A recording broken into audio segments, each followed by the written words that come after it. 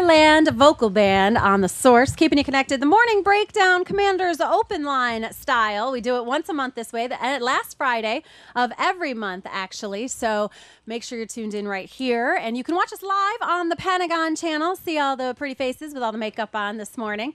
And give us a call, 226-1575, or hit us up on the AFN Misawa Facebook page to get your questions and concerns addressed. We do have a couple questions that were burning from last month that we want to kind of check in on, see if we've got some answers there. The first was about a receptacle mailbox at the main gate entrance and exit where visitor passes can be returned. The question is, can we have one put there, saying it's especially troublesome to have to find a parking space at the main gate just so you can go inside to return the pass. The person says it's a waste of gas and time if you got to wait because someone is there being signed in.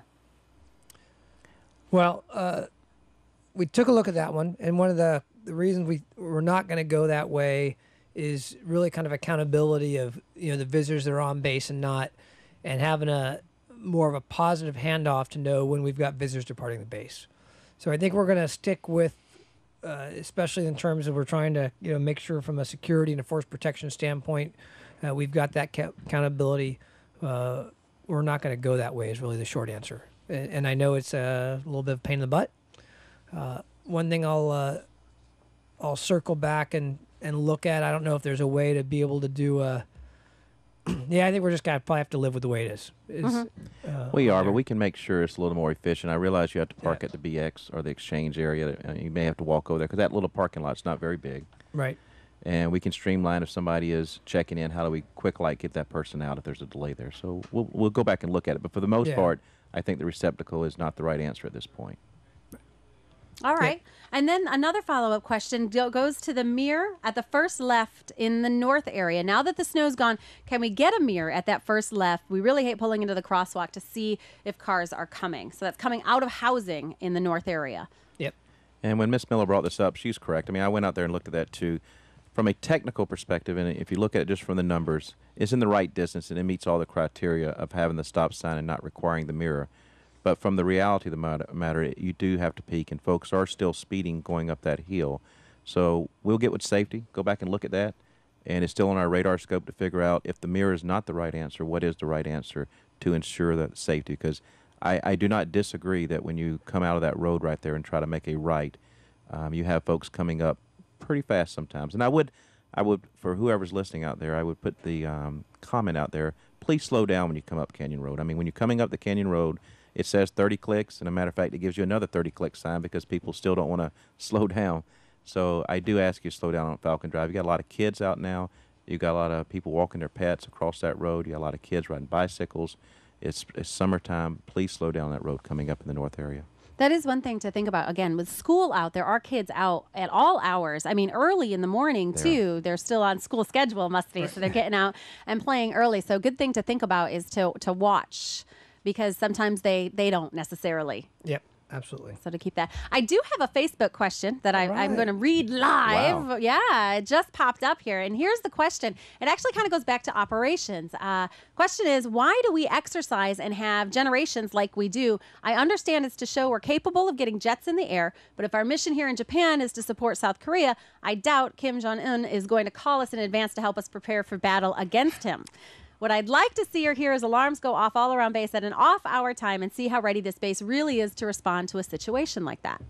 Well, I'll take that one. So, first of all, talked about why we exercise.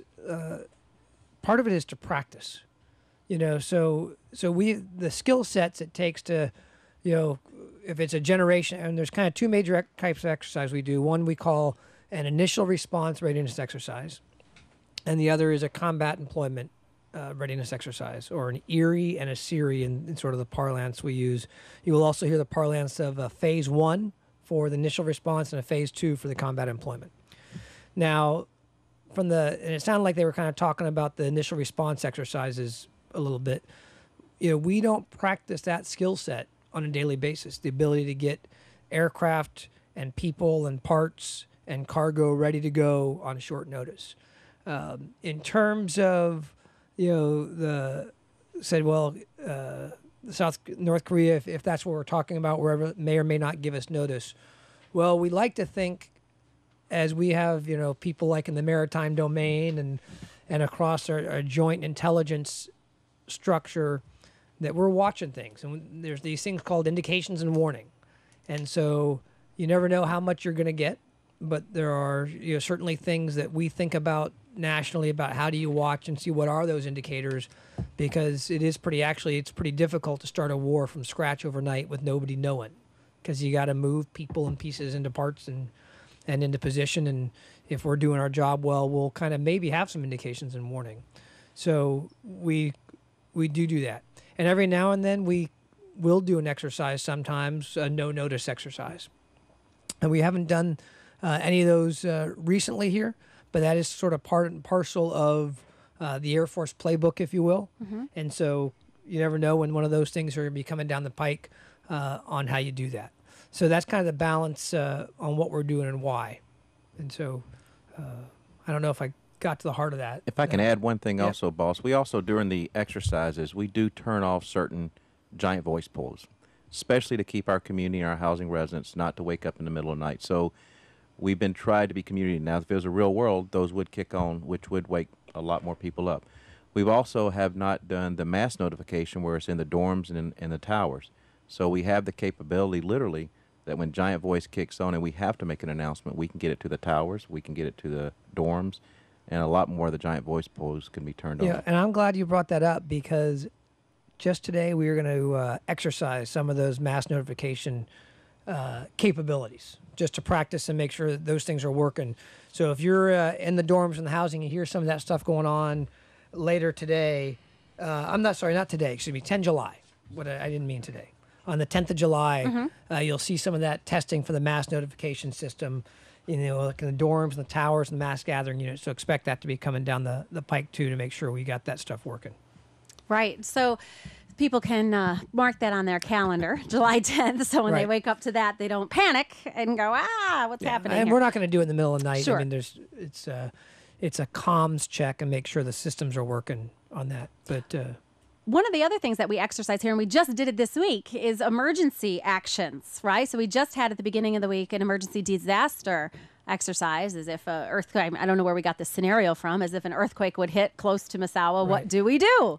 And what's interesting to me is, we lived it. Some of us here, we actually lived it, but there's a lot of personnel on base that weren't here. Again, we're in the summer PCS season. New people are coming in. So another great thing that we do here to get people ready for the things that actually do occur in this area. yeah, and earthquakes are part and parcel of living in Japan. Certainly those of us who've been here a couple of years know that. And the exercise was a really good one. And it was focused. It was great. One of our takeaways where we're glad, the Navy played in it. Some of our other mission partners on base played on it. And we got to continue to do those sorts of things that affect the installation wide. So my thanks to Captain Rodman and his folks for participating in that. And it was a good refresher, because your corporate knowledge loses. Yeah, we went through obviously a big scenario back in March and April of last year. But what have you done for me lately? Right. And so good that we practice that. We'll continue to practice that occasionally and make sure that we understand how to do that, because that's something, I think of that as probably the most likely, scenario that we're going to face. More likely we're going to have another earthquake before we have a major regional conflict or something like that. Right. And it's important to know what to do and to be prepared for that. And that's one of the things that we try to push out here is, always be prepared, have that kit ready for you, because you don't know when things like that are going to happen. And being prepared is the key. And those are usually no notice. Yes, as it turns out. And really inconvenient as well. So that's how that works. I have another Facebook question, this time kind of going to enforcement of base policies. The question is, why is there no enforcement to base policies such as the requirement to post the current year road tax decal in vehicles? I ask because I am seeing numerous vehicles on and off base with only the red 23 sticker and multiple years of stickers dating back as far as 19. And it says this wasn't tolerated before when I was in the Kanto bases. I don't know if you have an answer for vehicle decal stickers. Now, if I remember correctly, effective 1 June, Yes. the greenish color, whatever the color is right now. I think it's green. Green. I That could should be be the wrong. only one on your car right now. I can confirm why it's not being checked. I would not say it's not being enforced. I would say if those folks are driving around to catch them, but I would not say it's not being enforced. because security forces do check that when you drive into the gate. Yeah, I don't know certainly there has been no discussion that says, hey, let's not enforce this. Maybe it's one of those things that, like everything, there's, on every base, there's lots of things going on, and maybe this is one of the things that has not been enforced as toughly as it might have been down the Kanto Plains. I don't know. So we'll just kind of take that one and go take a look at it. That's probably the. And I think it's only answer. for the Y plate tag. So we have a bunch of other cars on here that would not have that sticker. So you could be seeing a car that, I mean, those are for the And we SOPA could be plate. seeing cars that haven't updated their sticker. I don't know. It could be that too. Right. That is true. And I do know that security forces came to us and asked us to, put announcements out and saying, hey, we're actually actively going to be looking for this, because if your decal is stuck in your glove box, that's not where it belongs. You got to get it on the actual car, and you will be ticketed. If they catch you, they're going to ticket you, because that is part of what we have to do here. So get that road tax paid and all of that. And also, I just want to comment that, when they bring the road tax thing to the base, that's awesome. That you don't have to run around and go to all these other places, but it's right here for you. What a great service. And I think sometimes we forget, it's like we sort of take that for granted, that, it's really a nice service being done for us by a lot of, Japanese folks going out of their way, as well as a lot of our folks in the mission support group to set it up and coordinate all that. It's really just a favor that, if you lived in whatever. Pick a state, any state. They're not going to come and cater to you at your base community center. Oh, I just left Langley Air Force Base. In Yorktown, you could wait in lines for several hours. And by the time you get all the stuff done, it could take a day's worth of time. Yep. So. Yeah, so that's just another one of those great things that happens here at Misawa that sometimes we forget about happening. We're going to take a quick break. It's 8:49, about 10 minutes or so left here on Commander's Open Line. Still time to give us a call, 226-1575, 226-3621. Hit us up on the Facebook page. We will answer your questions. We'll address them as we get them in, or you can shoot a quick email to 35fw.pa@misawa.af.mil. Going to move around the world, a little Daft Punk on the Source.